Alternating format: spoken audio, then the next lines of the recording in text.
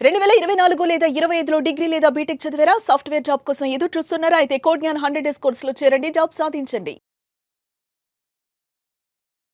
చాలామంది students BSc చేసినటువంటి వాళ్ళు ఉంటారు, బీకామ్ చేసినటువంటి వాళ్ళు ఉంటారు, ఎంఎస్సీ చేసినటువంటి వాళ్ళు ఉంటారు, ఎంకామ్ చేసినటువంటి వాళ్ళు ఉంటారు, బీఫార్మసీ చేసినటువంటి వాళ్ళు కూడా ఉంటారు.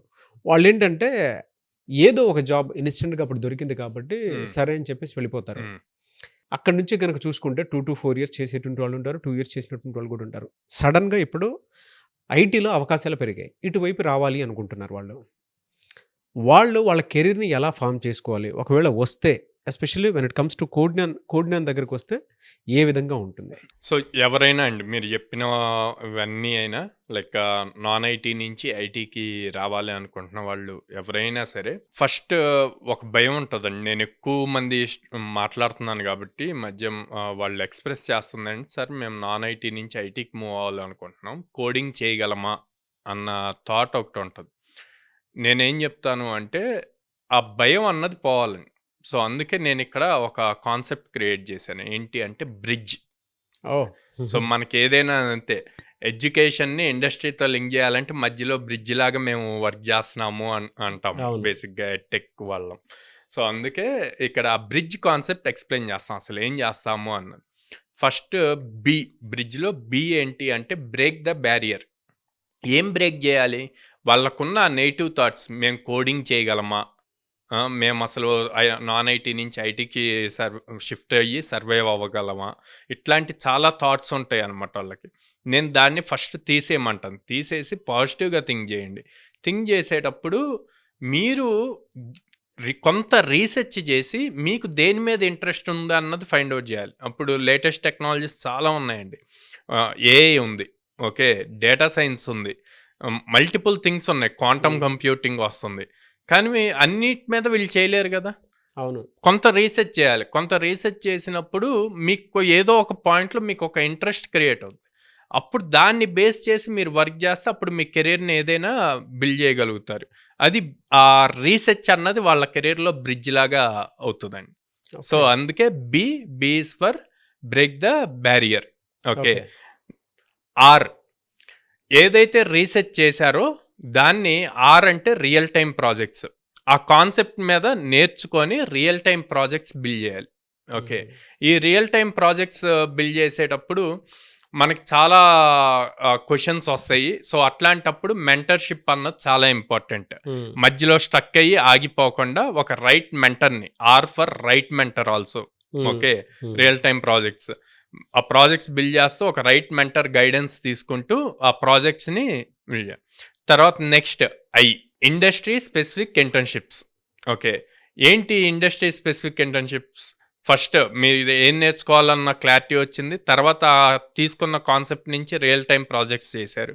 సో మీకు కోడింగ్ పరంగా బిల్డ్ చేయగలమన్న కాన్ఫిడెన్స్ వచ్చింది. ఇప్పుడు ఆ టాపిక్ బేస్ చేసుకొని ఇండస్ట్రీలో ఏ ఇంటర్న్షిప్స్ ఉన్నాయో చూసుకొని ఆ స్పెసిఫిక్ ఇంటర్న్షిప్స్ చేయండి. మళ్ళీ ఇంటర్న్షిప్స్ పడితే అవి చేయొద్దు. మీరు ఏదైతే టాపిక్ నేర్చుకున్నారో, కాన్సెప్ట్ నేర్చుకున్నారో, స్కిల్ నేర్చుకున్నారో దాని రిలేటెడే ఇండస్ట్రీ స్పెసిఫిక్ ఇంటర్న్షిప్స్ చేయాలి. అలా చేసినప్పుడు మీ రెజ్యూమ్ యొక్క వెయిటేజ్ పెరుగుతుంది. ఇక్కడ మీరు కాన్సెప్ట్ నేర్చుకున్నారు, రియల్ టైం ప్రాజెక్ట్స్ చేశారు, ఆ ఎక్స్పీరియన్స్తో ఒక రియల్ టైం ప్రాబ్లమ్ స్టేట్మెంట్ని, ఇండస్ట్రీలో ఉన్న ప్రాబ్లమ్ స్టేట్మెంట్ని సాల్వ్ చేయడానికి వర్క్ చేస్తున్నారు. సో ఆబ్వియస్లీ ఒక్కొక్కటి ఇంటర్లింక్ అవుతూ రావాలన్నమాట.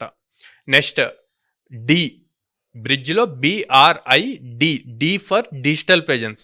మీరు ఏదైతే రియల్ టైమ్ ఇండస్ట్రీ ఎక్స్పీరియన్స్తో ఇంటర్న్షిప్స్ చేశారో దాన్ని డిజిటల్గా ప్రజెంట్ చేయగలగాలి.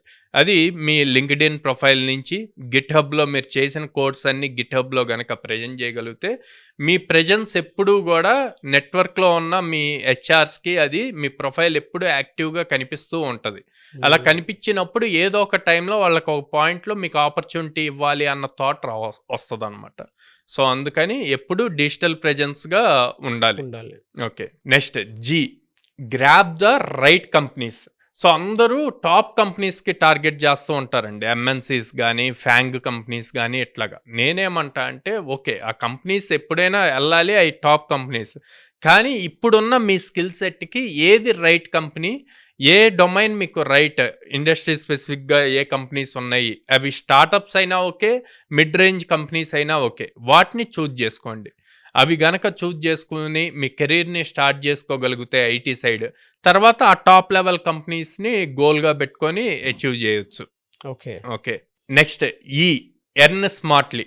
సో బేసిక్గా కంపెనీస్ ఎప్పుడు ఏం చేస్తాయంటే కెరీర్ షిఫ్ట్ చేస్తున్నారు కాబట్టి తక్కువ ప్యాకేజెస్ ఇస్తారండి. లైక్ 3.6 to 5 LPA ఇస్తారనమాట. సో మీరు అప్పుడు చాలా క్లెవరర్గా, అంటే చాకచక్యంగా అంటారు కదా, అవును. అట్లాగా వాళ్ళతో, సార్ నాకు ఆల్రెడీ ఇంత ఎక్స్పీరియన్స్ ఉంది, ఆ ఎక్స్పీరియన్స్ బేస్ చేసుకొని నేను దాన్ని మిస్యూజ్ చేసుకో, దానికి తగ్గట్టు నేను ఈ స్కిల్స్ నేర్చుకున్నాను.